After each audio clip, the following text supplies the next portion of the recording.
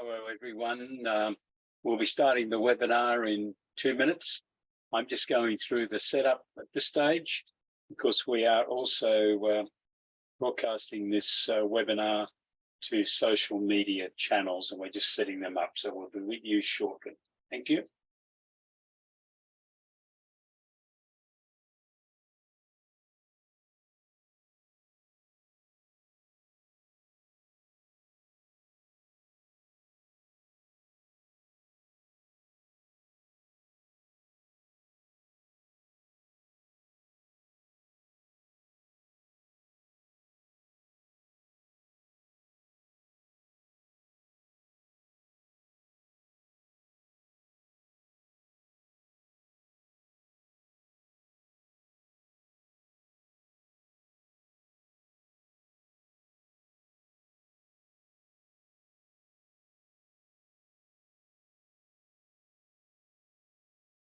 Hello, everyone. Welcome to this webinar today. I'm Peter Towers, Managing Director of ESS BIZTOOLS. Today, we're going to be looking at Board of Advice. I think it's part of advisory services that all accountants should be looking at. Welcome to those of you who are watching this webinar as part of a live feed to some of the social media channels, Facebook, LinkedIn, Twitter, and YouTube. So welcome. If you people have any questions, you'll have to send me an email. Thanks, peter@essbiztools.com.au. Those of you who are watching this direct as a webinar, if you have any questions, can you please enter your question into chat, and I will answer those questions later in the webinar. If you're watching this webinar recording later on at a time more suitable to your own workloads, please send me an email on any questions that you have, and I will get back to you. peter@essbiztools.com.au. So let's get underway and look at this emerging question of boards of advice. What's happening in business is where I'd like to start. Corporate governance is a key component of the structure of all businesses, whether they're public companies listed on the stock exchange or they're very small businesses. And indeed, a lot of charities and not-for-profits also have a need to ensure that they've implemented corporate governance principles. But what are they? I think it's an awareness of regulatory requirements, keeping up to date with the company's legal and regulatory requirements.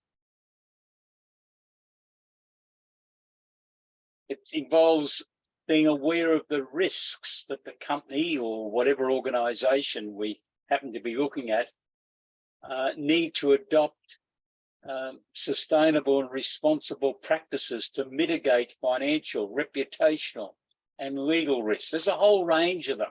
Within ESS BIZTOOLS, we have 20 separate papers on various aspects of risk management, and you could probably write a lot more. They're there. They seem to be always appearing. Every few months, there's something else comes along that's a potential risk for people running a business.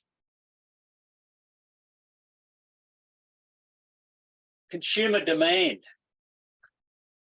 Because of the internet and social media, there's a lot more scrutiny these days on individual companies. And it's not just the very large listed public companies that come under this scrutiny. It can be a very small business. It could be a very small one-man, two-man sort of business that writes something or does something that causes offence to some people. So directors or leaders of businesses or not-for-profits, charities, need to have an awareness of consumer preferences. I'm not saying they just got to change everything they believe in, but they should be aware of some of the environmental issues, social and ethical impact of their purchases, especially where are their supplies coming from? There are some countries around the world, unfortunately, that have got very checkered histories as to exploitation of children and women and other people. And a lot of people who are the consumers in Australia don't like that. So businesses need to have this awareness of what's going on. And consumers like the businesses they're dealing with to have a good reputation. They don't want to be dealing with someone that's being criticised. And this is where social media can play a big part, of course, not always correctly. And sometimes it takes years to correct that. So the best thing is to try to implement strategies that can control it from the beginning. Business management can be lonely. I'm sure if you're running an accounting firm, you know what I mean. It can be very lonely. One part of my career, I was the company secretary and chief financial officer of a listed public company. And even that could be lonely at times, but there was a lot more of a team. You know, there are 10 people in our senior leadership team, which obviously I was one, but you could talk to others about things. Most people running businesses are only an expert in one or two functions. And someone said to me yesterday, one of my new clients in my consulting business, he wasn't an expert in anything. I said, well, we've got to change that. You've got to at least become an expert in how you could perform as a company director, because that's what he's going to be. There are many functions within a successful business. Some of these functions are planning what's going to happen in the business. Where's the business going to be going? What operations has the business got? Who makes the supplies to the business? Have they been curtailed or interfered with because of the Russian invasion in Europe? What's happening? What changes need to be made? Is the business a manufacturer? If so, obviously, it's got to abide by local government regulations and some state government regulations. It's got to be able to find the team members that it needs to perform. Marketing. You know, when I first studied accounting, I don't think marketing got a very high priority. That was quite a few years ago, of course. But I can remember in the public company that I was in that had been going for 50 years when I became the company secretary and chief financial officer. We appointed our first marketing manager for our Australian operations. He was from England, and he was the son of one of our major distributors. We're in the meat industry, and his father, so he had a clear understanding of the industry we were in, and he showed us very quickly we didn't know much about marketing. So I think every business needs marketing input. They need accounting input, but they also need marketing. Mightn't be a full-time role. There are marketing consultants around for hire, just like there are accountants for hire and lawyers and business consultants. Selling, who's doing the selling? What involvement does the owner or the director of the business want to have, or does he have, or she have? Digital selling, very important these days. If your client is trying to sell on the internet, there's some very big digital selling organizations now available, and they charge what appears to be a lot of money, 58 to 62%, I've seen in some of the businesses I'm working with. So you've got to sell a lot of product, and you've got to have an inflated price to start with if all that you're going to receive at the end, or your client's going to receive, is 38, 42%. What about social media? Thinking about clients who are running businesses, how much is their involvement in it? The experts say that we should communicate on social media at least 3 times a week. I do a fair bit of that, and I know that that can be very time consuming at times. And you say, have I really got to do this? But it's part of running businesses these days. And you've got to be careful what you say. What reputation are you getting for your business? Financial planning, of course. Where's this business going to go? Who's doing the thinking on all that? The accounting function. Are you involved 52 weeks of the year, 12 months in some sort of detailed process to prepare the financial accounts? Are you doing a lot more than what you would for the preparation of the tax return and an annual set of accounts? Because I think that's what businesses need. But how does all that interact with the client's team? Legal. Every business needs a competent legal commercial solicitor. Engineering is involved in some of our clients, of course, if they're in the building industry, or some of the trades need an engineering certificate for various things. Corporate governance, I mentioned at the beginning, it's this mystical thing that brings all of this together. A lot of that is being honest, of course, and declaring your interests.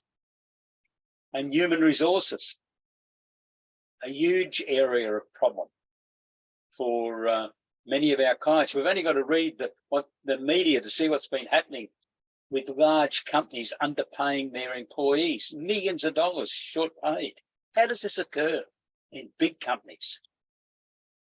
And if it's occurring there, unfortunately, we know it can also occur in small businesses. And there's been some headlines about smaller businesses and franchises, hasn't there?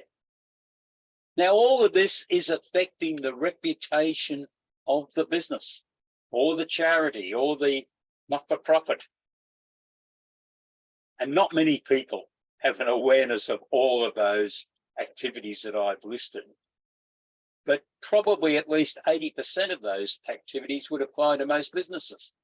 It might only be a very small component, but if that component is not properly managed, it can cause significant problems for the business. So let's look at a board of directors. Companies must have a board of directors, of course. In some cases, we have this concept now of one director. I don't think that's very sound for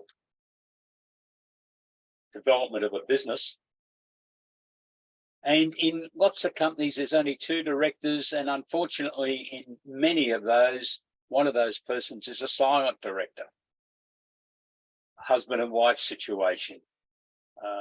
One of them's running the business, the other one's a very silent director. It doesn't help the person who's running the business, the active director, to receive input on all of those items that I just went through as to what might be affecting their business.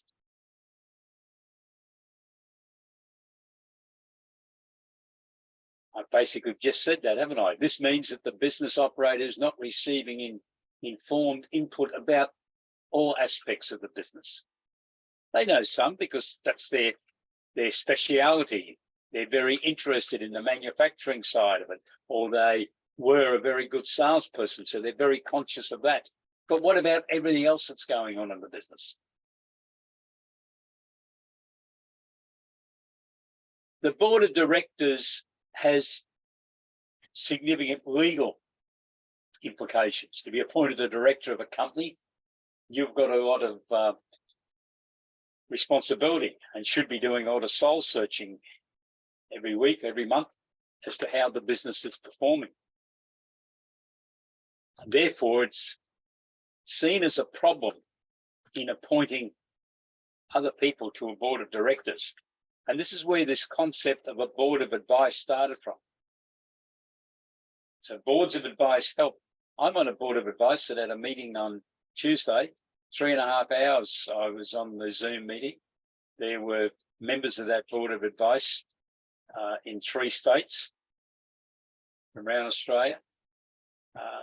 There were 3 non-executives as the board of advice, and there was the CEO of the company. So a board of advice assists in overcoming the loneliness of running a business. But it's not a social event. I've heard people smirk and say, oh yeah, it's a glass of wine and or a glass of beer and a bit of a talk fest. there might be a lot of talking, but it's not meant to be a social affair. This is meant to be a serious way of giving advice to the operator of the business. And I think it should be planned. It's like a board of directors. So I think it's there to enable the director to gain input from people with experience, preferably in areas that are not the expertise of the director. So if the director's expertise is in management, in marketing, I don't think you'd appoint a board of advice member. It's also an expert in marketing or in manufacturing or in selling.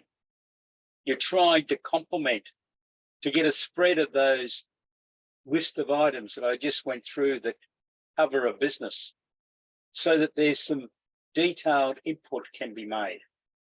Try to guide the director in what's happening in the business and how he or she's making their decisions. One very important point, though, is that the board of advice is only there to advise. Otherwise, you have crossed the line on the legal responsibilities. And it's very important that in any minutes of a board of advice meeting, it emphasises that the board of advice members are there at the invitation of the board of directors to give advice on issues of concern that the director wishes to discuss with them. So the final decision on any matter should always be made by the board of directors, not the board of advice. So let's look at a board of advice in action. And I base this on the rather larger corporation that I'm currently a member of the board of advice of. The turnover's around $25 to $30 million. It's probably getting to the situation that needs to move into a properly functioning board of directors. Not quite yet, maybe another year, because the company is intent on scaling up. So I think it's desirable that the board of advice, whatever stage of a company's life it's at, is in effect a trial run of how the company would operate with a board of directors. And one of the important things I found from being a company secretary of a listed public company is the discipline of regular meetings and regular reports. The discipline of getting those reports to the directors on time. It was the first time I struck the concept of information must be in the hands of the directors at least 3 days prior to a meeting, 3 working days actually, prior to a meeting. And I encountered the severe reaction from some directors if that did not happen. One occasion, the CEO, who was also the managing director, asked me to send a late board paper out. I said, oh, it's too late. We're within the 3 days. And he said, I don't care, send it out. Well, as the company secretary, I was the one that copped it off a couple of the directors who were very experienced public company directors, and they were trying to get the message through. Not only to me, I suspect they knew I hadn't implemented that this would happen, but also to the CEO, the managing director, that there needs to be discipline. If they are going to act as a director, they need to have reports in time to read and to think about. Andrew Geddes, one of the founders of Financial Management Research Centre and an outstanding accountant who for 10 years was the chair of an outstanding ASX company that became a top 200 ASX company, Green Cross Limited. In a podcast that I recorded with him 3 weeks ago, indicated that it's very important that directors and leaders have time to think. And that's really what this concept of regular meetings, getting information out 3 days before a meeting, is to allow the director to read the information, to think about it, to do some sums of their own, if they like, so that they can answer the questions from the CEO.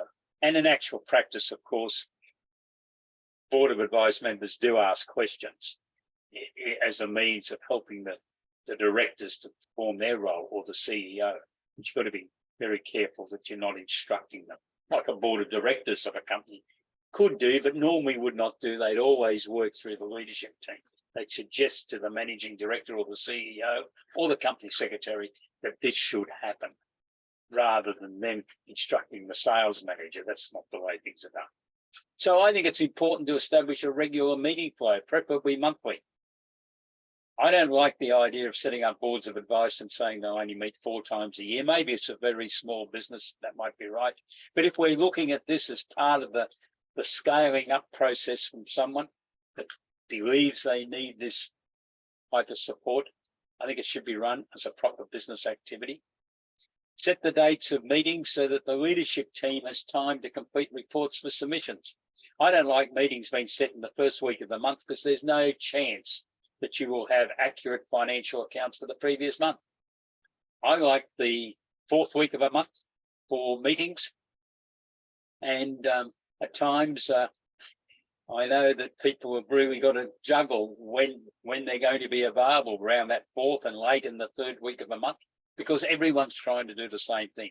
You've got to give the leadership team time to produce the financial accounts, but also the key performance indicators analysis, and have the answers to put into a report. But once you get into that routine, that the Board of Advice is meeting on the 4th Wednesday of a month, that the reports have to be in their hands 3 working days prior. So we're working back now to the Thursday of the previous week, aren't we, for the reports to be emailed to them. The leadership team can then work their own deadlines back from there. And normally the CEO or managing director should make sure that he or she are receiving all these reports before they go to the Board of Advice, because the director may well want to type up a request type summary, which is what happens in the larger organisation that I'm on the Board of Advice. We get a list of questions from the CEO. What do you think about this? Should I do this? Whatever. If you've got any questions, please type them in, and I will in the chat, and I will try to answer them later on. Establish a system for the preparation of reports. Now, it's just not an accounting report that's going to the Board of Advice, whilst that's important. But if your client's a manufacturing business, there needs to be details of manufacturing. How many units were produced? What was the cost? What was the wastage percentage? These key performance indicators are very important. And one of the key items I think we all should bear in mind when we look at this whole attitude to boards of advice and boards of directors as well, incidentally, and that is the systems aren't getting put in place just to ensure that a Board of Advice member receives some reports that they can read and look at. What we're trying to do is to instill a system within the business that the leadership team people who are responsible for these various activities that I've got on the screen there now, that they're aware of their figures. They're aware of their key performance indicators. And that's one of the reasons I like this concept being done for every month of the year, so that there's a discipline and the system understands the discipline. Years ago, I had a very tough encounter with one of our managers when I was in a public company. And he said, why have we got to do all this? And why has it got to be in at the end of the first week of the month? And I said, because by the time it goes to the state manager, and then he adds his report, and it goes to the managing director, and then we merge it all into an overall report, because the directors don't see all of your reports. A lot of that's only going to other people in the leadership team. Everyone's getting informed, and they know when it's going to be available to them. They plan their own diaries around that. Block out 1 or 2 days to read the reports, to analyse them, and prepare their own report to go to whoever their superior officer is. So we're looking at inventory levels. Very important that it's just not called stock on hand in a balance sheet. What's it comprise? What's the quantity? Why is the quantity building up? Stock can cause a lot of problems at times because for some reason shipments have stopped or deliveries are not being made, or more importantly, sales haven't been made. So the board of advice is only going to be beneficial if they've got information, and it needs to be accurate. What digital sales have been made? I mentioned some of the digital sales issues a bit earlier, and we could run a separate webinar on that, and I probably will one day, but I'm just trying to put a bigger picture together of how some of these products like Shopify work. Social media, what's the company doing on there? What control has the leader got? Debtors, what's the debtors days outstanding? What's the creditors? Creditors can be very important. I've seen problems occur there where bills haven't been paid and suddenly supplies cut off. Now, in this day and age with problems with supplies coming in to Australia at times from overseas because of Russia and other conflicts, a client could suddenly find that they're not getting their key supplies, or the supplier decides to appoint someone else as their distributor or their business they're going to deal with in Australia. So your client could miss out on that supply line, which is very important for their business. And that might have occurred because instead of paying strictly on a 30-day basis, which they'd agreed to, they let it slip out to 45 days. And the supplier said, no, it's not good enough. We're going to find someone else. What's the financial performance report for the previous month? With some analysis, with key performance indicators so that it's understood. Gross profit percentages, labour to turnover percentage, wastage percentage, repeat of work percentages. All this is important because a skilled board of advice member should be able to pinpoint some real questions to be put to the director. Bank negotiations, what's happening? The board of advice members might have very good contacts with another bank and might say, well, why don't you go and talk to XYZ?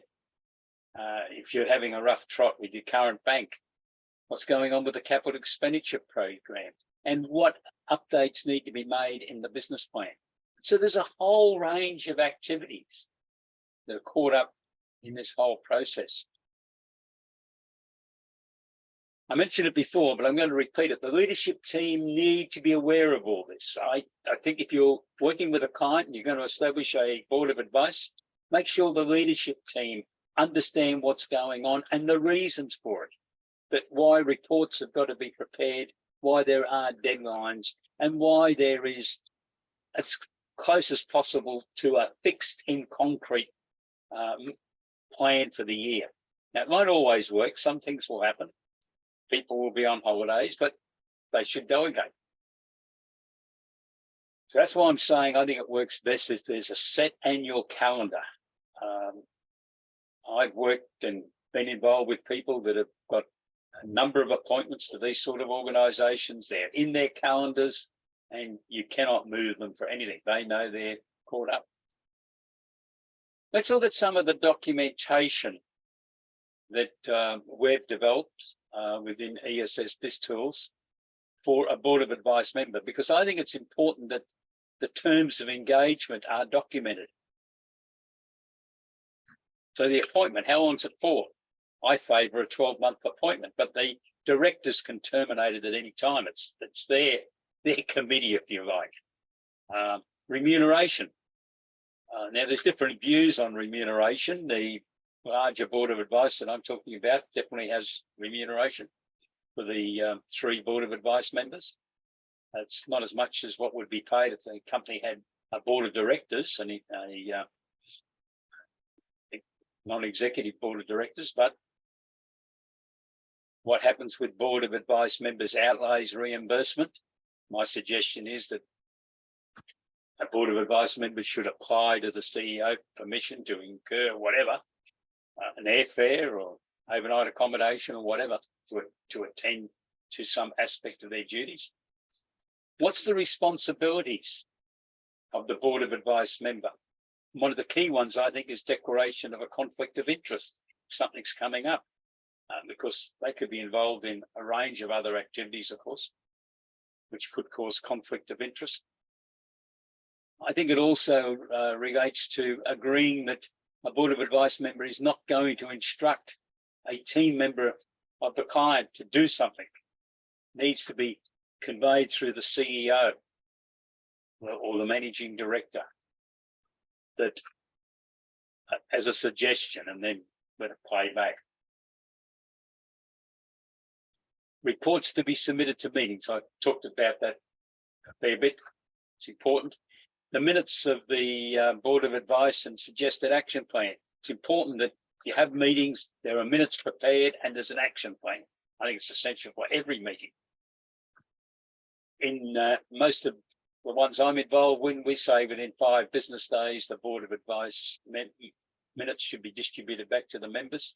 It's important that the board of advice members make sure that they've been minuted as only giving advice. The other area is additional work. In some respects, of course, the director or CEO might say, geez, I'd like you to do some work for me in digital marketing. I want to understand a lot better because we want to ramp up our digital sales. Well, that might be a separate assignment. That's a consultancy assignment. It's got nothing to do with their board of advice appointment. So that's the documentation. You may already have some processes of your own, but that's what I have developed, and we're making that as a document available within ESS BIZTOOLS. I mentioned the reports before, and the other thing, of course, is the agenda. I think it's a good idea that the agenda is also distributed 3 days prior to a meeting, so that the board of advice members turn up to that meeting with their brain in gear. And that's very important for directors also. That's why reports should be distributed prior to the meeting. You don't want people turning up and as they walk in, they sit down and a stack of papers put in front of them, and 2 minutes later, the chairman starts the meeting and they're expected to be contributing. It doesn't work that way. As I said before, by distributing the reports early, marked private and confidential, allows them to participate. These days, of course, there's more and more of these board of advice meetings being conducted by Zoom or some other similar telecast type process. Those meetings should be recorded. That will assist in the preparation of the minutes for whoever has to prepare the minutes. And the board I'm involved in is going to experiment with AI, so we'll see how that goes next month. Cash flow forecasts, very important for every business to be continually analysing their cash flow. And a lot of smaller companies where there's only one director, some of these things get ignored a bit. She'll be right, mate type attitude. Well, knowing that someone that they trust and they respect, because they wouldn't be on the board of advice otherwise, is going to be there and probably asking them questions about cash flow, is a good enough reason to make sure it's all been properly prepared, as what also the financial accounts. So I didn't bring that screen up properly, but the financial accounts for all activities, it's important, and they're compared to budgets so that the board of advice members are seeing what's the true results, so they can be asking questions and adding their suggestions to the directors as to what could be done. And it might be other people that brought into these meetings also. You know, the board of advice might suggest, well, we don't know who's in charge of sales. How about you bring him or her to the next meeting so we can meet the person that's selling all our product or coordinating the sale of all our product, so they can get to know who we are, and also we can have some conversation with them. And instead of the CEO saying, I'll take that question on notice and I'll go and talk to the sales manager, we can get some direct feedback. The report should also look at the KPIs, the balance sheet analysis, inventory, team summary. I think it's very important that someone else is just saying, well, what's going on in the team? I see you got a new manager of this and a new manager of something else. Well, what happened? Where did the predecessors go? They can be tough questions, but they need to be asked, because they definitely get asked at a board of directors meeting if the company had non-executive directors on the board. Were exit interviews conducted? What was the feedback? Why didn't they remain? Or is it a talent poaching situation that's occurring? And if so, what are we going to do about it? What's the company going to do about it? Marketing report, sales report, market activities. If the business is exporting, what's going on? What's happening in various markets? Now, some of the board of advice members might have some input on that. Affiliates there, I'm basically referring to in digital selling over the internet. A lot of people appoint affiliates. How's that working? Is it beneficial to the company? Manufacturing, legal issues, taxation. Mainly taxation is, has there been any demands from the taxation office, and how are they going on their payments to the taxation office? Security issues are becoming a larger concern to many businesses, especially because of the internet and social media. There's people around the world copying some businesses' website material and then holding out that they're a representative of that business and receiving money, because people send their payments to buy a product and then they start complaining because they haven't received it. So ultimately, your client gets the phone call or gets the email from a very upset person who parted with $100 or $200 6 weeks ago and hasn't received any product. And you say, well, we didn't sell it to you. And they say, yeah, but you had your image of your company was on the website. When you investigate, you find that it wasn't the official website. So companies are now having to go to the situation of entering into security arrangements, monitoring what's happening. The company that I'm involved in has that person looking at what's happening on the internet worldwide. It's a lot of work, but board of advisors, people are asking questions about this because it's important, and it's an area that some of them know a fair bit about. What's the working capital analysis? Debtors, stock, work in progress, the creditors, the bank balance. You know, what's it all mean? Because a lot of the directors just working there on their own tend to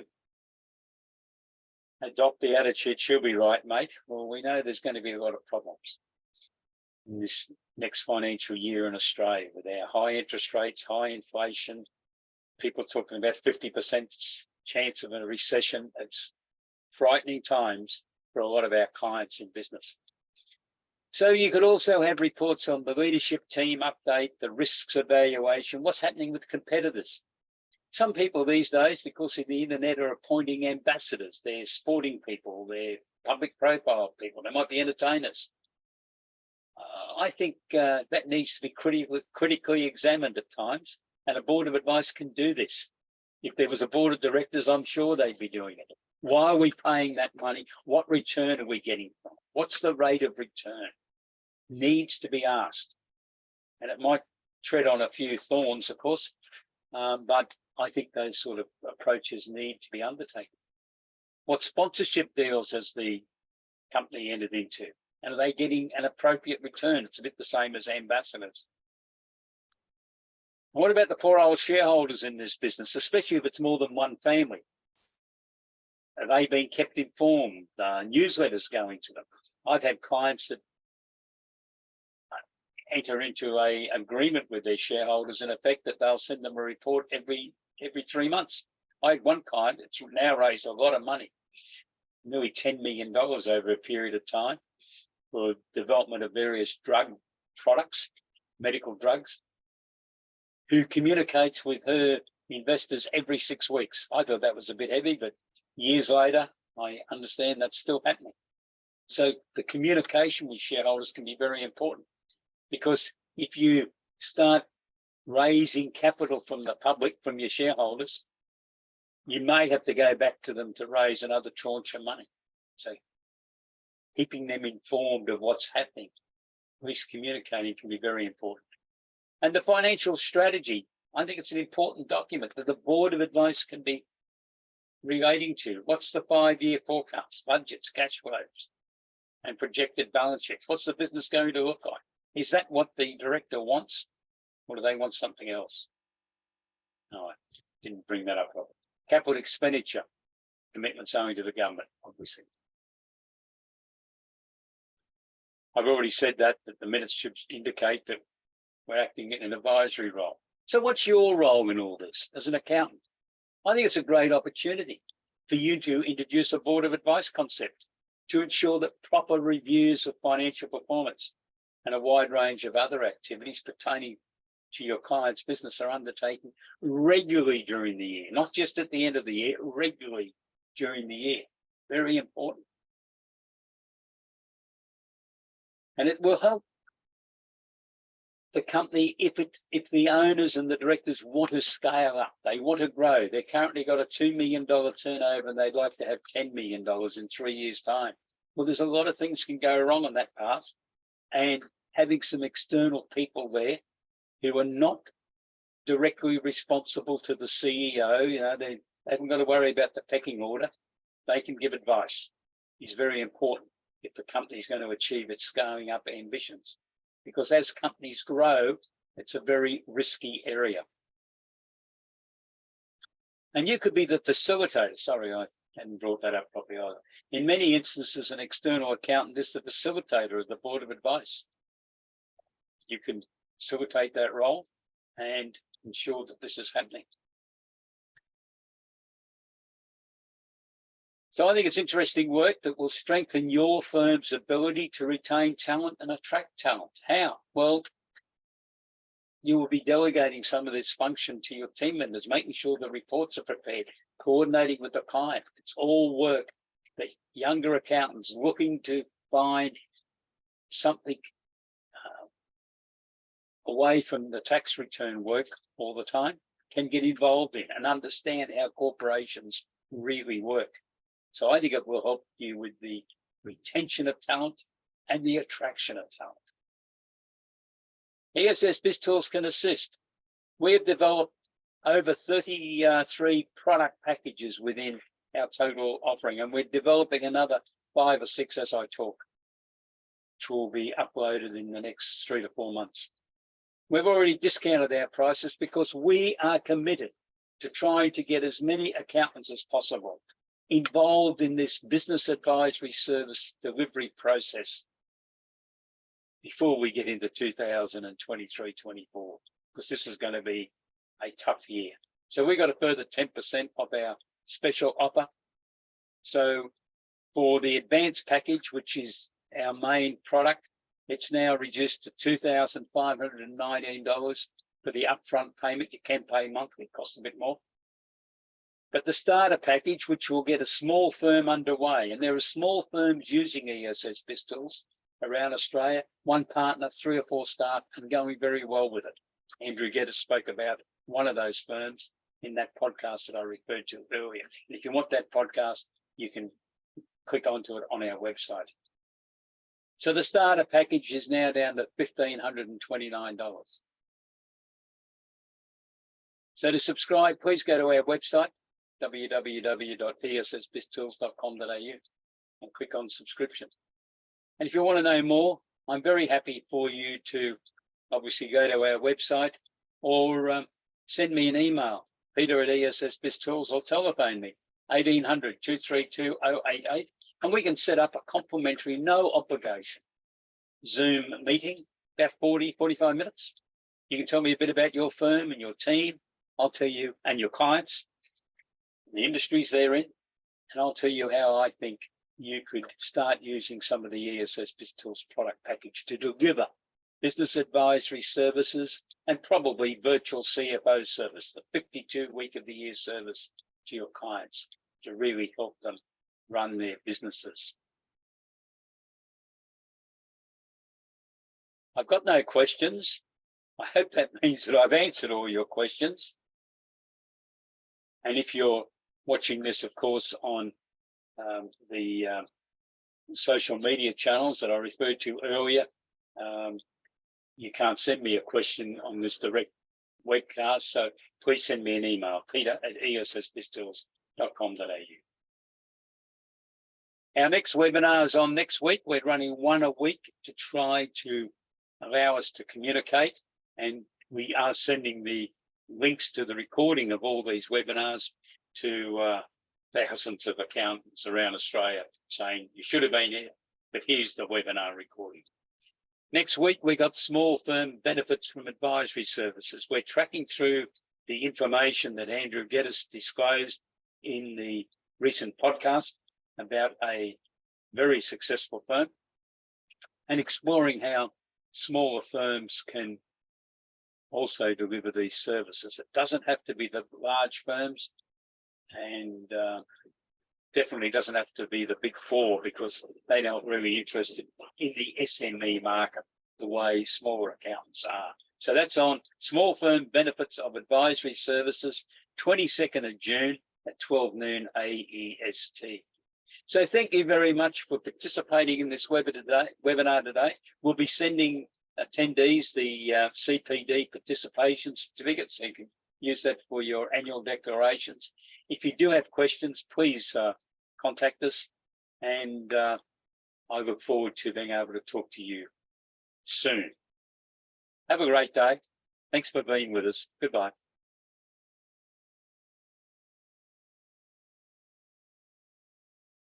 Thank you very much.